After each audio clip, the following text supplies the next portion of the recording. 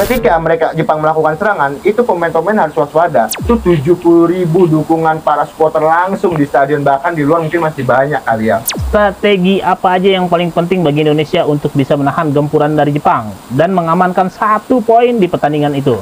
Kalau gue rasa kita mungkin, ya gue berharap ya, Sintayong memakai strategi seperti melawan Australia.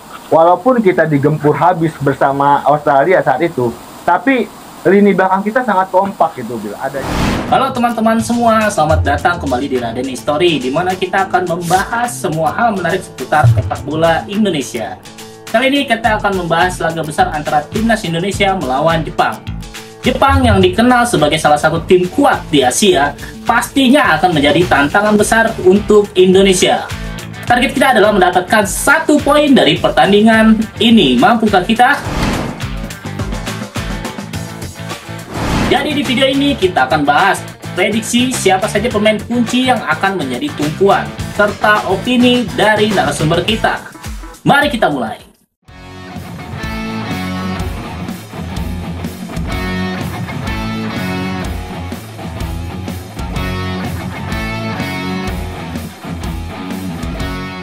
Oke, sekarang kita akan tanya pendapat dari narsum kita, yaitu Bang Raden History sendiri yang punya channel YouTube ini. Aduh, akun gue dibajak kayaknya nih. Enggak guys, tapi ini bukan dibajak ya, tapi kita sedang metode baru, di mana kali ini kita akan sedikit podcast bersama teman-teman juga. Dan karena kali ini tidak spesial, adalah episode pertama, jadi kita hanya gua sendiri sebagai hostnya dan bintang tamu juga. Oke, nih Bang, ngomong-ngomong buat pertandingan nanti Indonesia melawan Jepang nih Bang. Pertanyaan pertama, apa pendapat Bang Raden nih tentang kekuatan tim Jepang saat ini? Apa saja kelebihan mereka yang harus diwaspadai di Indonesia? Ya, kalau kita berbicara Jepang, ya mereka adalah tim yang sangat superior. Apalagi di round 3 ini mereka belum pernah terkalahkan sama sekali. Dari 3 partai, mereka 2 kemenangan, 1 kali seri. Seri pun juga melawan Australia, ya wajar. Karena mereka juga Australia tingkat FIFA-nya juga tinggi. Tapi gaya permainan mereka adalah sangat yang harus diwaspadai oleh Indonesia. Dimana kalau mereka sangat kolektif, sangat kompak, ketika bertahan sangat luar biasa. Ketika satu pemain lawan megang bola, mereka sudah menutup 4-5 orang bahkan waktu pertandingan kemarin melawan Arab Saudi. Dan gua rasa keunggulan dari Jepang adalah kecepatan juga, Bill. Karena mereka hampir sama lah kalau dari segi postur dengan Indonesia ya. Dan mereka yang penting itu bermain lebih kaki ke kaki. Berbeda dengan lawan-lawan mungkin Indonesia sebelumnya yang bermain long ball. Jadi itu keunggulan mereka bermain dengan cepat, kolektif, dan dari kaki ke kaki. Terus gimana nih Bang, untuk pemain-pemain timnas Jepang yang main di Eropa, wajib diwaspadai nggak nih Bang? Wah, kalau kita bicara pemain-pemain di Eropa, ya pastinya semuanya itu adalah pemain-pemain yang sekaliber bermain di Eropa. Kita lihat saja lah, Kubo dengan harga pasar 1 triliun. Mereka itu sudah mengalahkan harga pasarnya Indonesia yang saat ini 430-an juta. Dan apalagi mereka bermain di klub besar semua. Jadi kita memang benar-benar, ya walaupun kita bermain ada pemain-pemain diaspora juga, pemain yang berada dari luar Eropa, tapi kita berbicara Jepang, mereka adalah Jepang tim yang sangat superior. Jadi kita harus bisa realistis lah, minimal mendapatkan 1 poin di kandang kita sendiri. Oke. Nih Bang, menurut Bang Raden, strategi apa aja yang paling penting bagi Indonesia untuk bisa menahan gempuran dari Jepang dan mengamankan 1 poin di pertandingan itu? Kalau gue rasa kita mungkin, ya gue berharap ya, Sintayong memakai strategi seperti melawan Australia.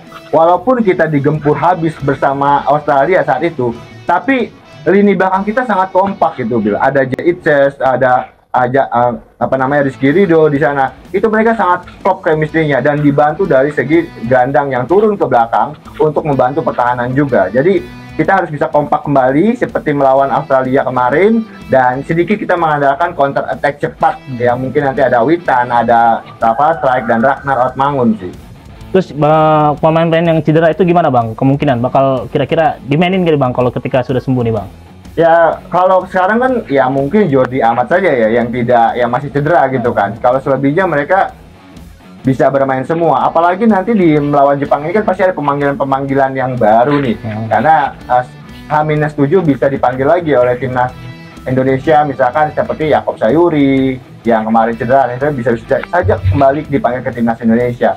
Dan Gua harap mungkin nanti sebelum tanggal 15 tidak ada pemain-pemain yang cedera lagi, terutama untuk Martin Paes, semoga sembuh. Walaupun tangannya kemarin masih dibalut cedera gitu kan. Semoga sih Bang ya, pemainnya pada sehat walafiat. Amin, amin. Kita doakan yang terbaik buat timnas Indonesia. Oke, ini Bang, ada lagi Bang. Apa peran penting dari dukungan penonton di liga ini? Seberapa besar pengaruh atmosfer stadion bagi mental pemain Indonesia saat menghadapi tim sebesar Jepang nih Bang? Kalau kita berkaca, mungkin gue juga nanti akan nonton langsung stadion di GBK nih. Kalau misalkan pastinya euforia luar biasa. Melawan timnas Australia itu 70.000 dukungan para supporter langsung di stadion, bahkan di luar mungkin masih banyak kali ya yang masih di seputaran GBK. Dan itu yang ditakutkan memang kalau misalnya bertandang ke Jakarta, karena supporter itu luar biasa. Bahkan kalau kita lihat nih, Bahrain saja sampai nggak mau nih main di Indonesia, ya kan? Apa yang ditakutkan, ya kan? Ya pastinya supporter kita lah yang sangat fanatik. Walaupun nggak hanya di Indonesia, di Qatar juga, di Arab Saudi juga sangat luar biasa untuk para supporter. Thank you banget, thank you so much. Oke. Abang gimana? Udah sedia tiketnya belum nih? Tiketnya belum dibuka nih hari ini. Dibuka. Jadi kalau udah dibuka, insya Allah gue coba untuk beli pastinya. Dan jangan lupa kalau kalian yang udah ada di luar Jakarta, datang kita dukung, berikan semangat. Oke. Oke nih Bang, gimana pendapat Abang singkat aja tentang teknik dan taktik yang diperlukan serta prediksi peluangnya gimana untuk pertandingan nanti nih Bang?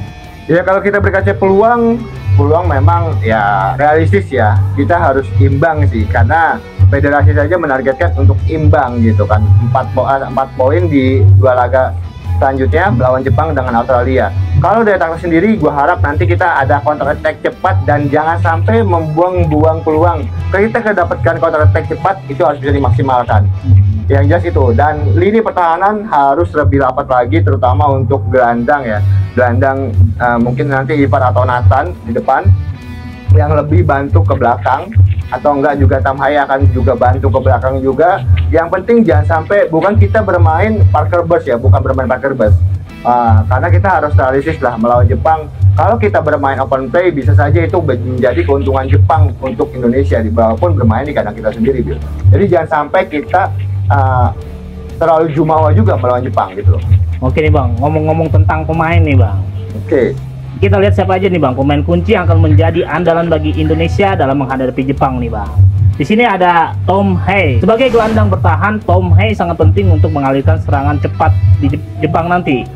Dia juga akan menjadi kunci dalam membantu transisi bertahan ke menyerang. Hai ini nih Bang. Ya, gue setuju banget sih. Yang jelas kalau gue pribadi banget nih, jangan nggak starting 11. Karena dia sosok yang sangat menjadi jenderal lapangan tengah dari Indonesia saat ini. Mungkin belum ada sosok yang bisa menggantikan Tom Hei ya, karena dia megang bola oke, terus dia juga umpan-umpannya passingnya akurat gitu kan. Bisa saja itu menjadi alternatif kita ketika kita dapat counter attack, dan umpan yang sangat akurat itu menjadi luar biasa untuk performa di pemain-pemain depan kita seperti Witan atau mungkin yang lain gitu kan. Jadi gua rasa sosok ini jangan sampai digantikan dulu untuk di babak pertama. Nanti mungkin kalau memang ya kita tahu lah fisiknya Tom Hei mungkin berbeda dengan fisik pemain-pemain yang lain. Biasa diganti di menit 60-70 pasti diganti karena fisik sih ya.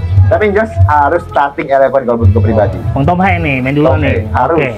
Yang kedua nih Bang, ada pemain di Serie A yaitu Bang Ijes. Dengan kemampuannya sebagai back tangguh yang kuat, Jay Ijes akan diandalkan untuk menahan penyerang Jepang sekaligus mendukung serangan balik. Gimana untuk Bang Jay ini Bang? Ya, kita lihatlah.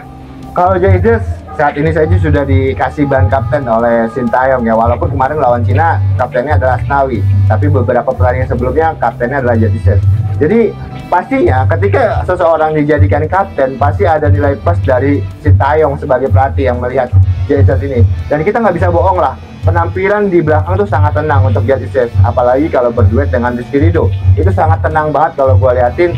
Dan gue harap apalagi pertandingan melawan Bahrain kemarin, melawan terus Arab Saudi juga lawan, yang semestinya harus kita lakukan adalah performa Jay Ijes itu ketika dapat bola mungkin mengalirkan ke Tom Hei ya di tengah, karena salah satu jenderal lapangan tengah adalah Tom Hei.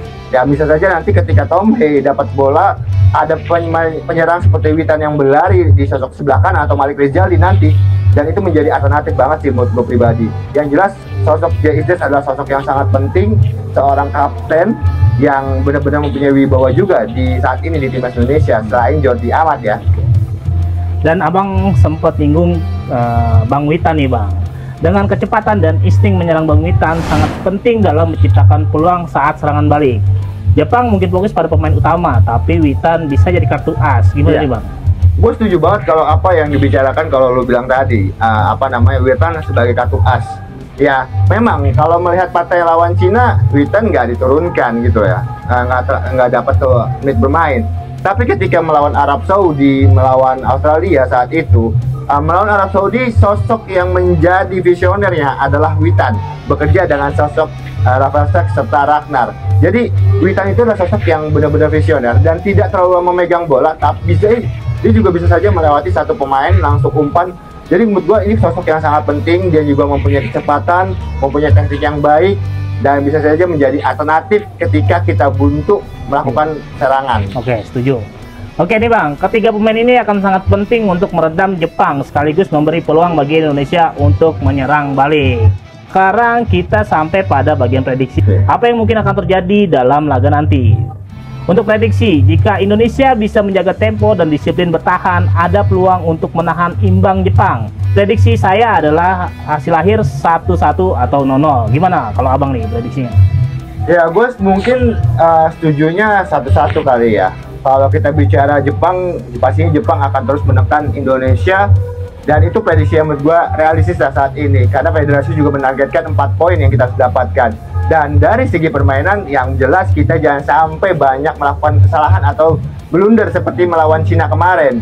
Agak bingung nih, udah ada Sen, ada Ivar tapi bingung mau buang bola gitu kan. Jadi jangan sampai kita harus mengurangi kesalahan-kesalahan kecil seperti kemarin itulah, supaya kita lebih fokus lagi di belakang. Dan gua rasa dengan kemampuan Messiger yang saat ini juga baru bergabung, walaupun baru 2 partai belum dapat chemistry, dan semoga aja chemistry-nya mulai terbangun dengan J.F. dan Rizky Ridho sih gua rasa. Oke, ini bang, untuk strategi Indonesia harus fokus pada pertahanan yang kuat dan menyerangan balik dengan cepat saat ada peluang, menjaga jarak antara pemain agar Jepang tidak leluasa melakukan passing. Gimana nih bang? Iya, itu jatuhnya ketika sudah di bagian kita nih, di setengah lapangan kita, daerah kita jangan sampai kita kasih ruang, kita pressing. Mungkin kalau di bagian Jepang sendiri kita oke lah, kita agak sedikit mundur. Tapi ketika Jepang melakukan serangan, itu pemain-pemain harus waspada, harus saling jaga jarak dekat dengan pemain-pemain Jepang. Jangan sampai memberikan keleluasaan mereka untuk masuk ke dalam lini pertahanan kita sendiri. Ya itu sangat-sangat penting, karena ketika kita mempressing terus-menerus, Jepang juga akan kesulitan untuk keluar. Jadi gue rasa itu cocok banget sih prediksi yang lo lakukan. Oke nih bang, kunci kesuksesan adalah kerjasama dan komunikasi di lapangan akan menentukan. Dukungan penuh dari penonton juga akan menjadi suntikan semangat bagi para pemain timnas Indonesia. Gimana bang untuk penonton nih bang? Ya, tadi kita bicarakan kolektif, kita sudah ngomongin kerjasama. Ya, sepertinya sih kalau kita melihat timnas kita tuh sebenarnya sudah semakin baik ya dibandingkan sebelum-sebelumnya. Karena ya mungkin karena ada beberapa pemain tambahan baru seperti Messiger, Eliano. Ya wajar saja kalau chemistry masih kurang. Nah, kita masih ada waktu untuk memperbaiki chemistry tersebut, karena kan nanti mungkin TC-nya juga di tanggal 5 dan ada di Jakarta. Itu harus lebih disatukan oleh Sintayong lagi nih antara lini pertahanan kita yang baru saja bergabung. Apalagi kita tahu bahwa rumor-rumor kan yang Kevin Dix juga akan bermain, tapi memang sulit sih kalau untuk Kevin Dix di bulan ini ya, mungkin bulan Maret nanti. Yang jelas intinya harus bersama, dan para supporter berikan euforia atau enggak berikan piecework kepada Jepang. Jangan kita melihat pemain-pemain Eropa mereka, kita malah justru bangga dengan Eropa kita. Kita juga punya orang Eropa yang bermain di Eropa. Jadi yang jelas intinya teruslah kita mendukung support Indonesia, mau menang mau kalah tetap kita support. Tapi di pertandingan ini kita benar-benar harus memberikan mungkin koreografi yang membakar semangat para pemain di lapangan nanti. Oke, kita positif ya bang, minimal hasil imbang. Kalau bisa menang, kita menang. Alhamdulillah kalau kita menang, kita berarti wah luar biasa penampilan pemain-pemain kita kan. Tapi memang realistisnya kita imbang saja sudah cukup banget sih buat gue pribadi ya. Karena Jepang menurut gue pribadi ada tim yang sangat superior. Walaupun waktu bermain di kandang sendiri melawan Australia, dia sangat kesulitan keluar untuk serangan melawan Australia, karena dia ketinggalan 1-0 duluan bahkan Bill. Nah, Australia saja bisa imbang di kandang Jepang. Ini bermain di kandang kita sendiri di GBK. Dan gua rasa kita juga bisa meraih hasil positif minimal 1 poin. Kalau tadi kalau 3 poin berarti bonus buat kita, Bil. Oke, Bang Raden, thank you nih buat analisa pertandingan sama prediksinya. Oke, penonton, mungkin ini aja untuk analisa pertandingan nanti antara timnas Indonesia melawan Jepang. Kalian semua para supporter Indonesia jangan lupa terus doakan timnas Indonesia supaya menang agar lolos ke Piala Dunia nanti.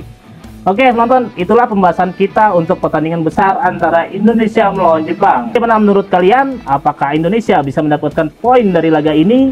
Jangan lupa berikan pendapat kalian di kolom komentar. Like dan subscribe untuk konten menarik lainnya seputar sepak bola Indonesia. Oke, wassalam.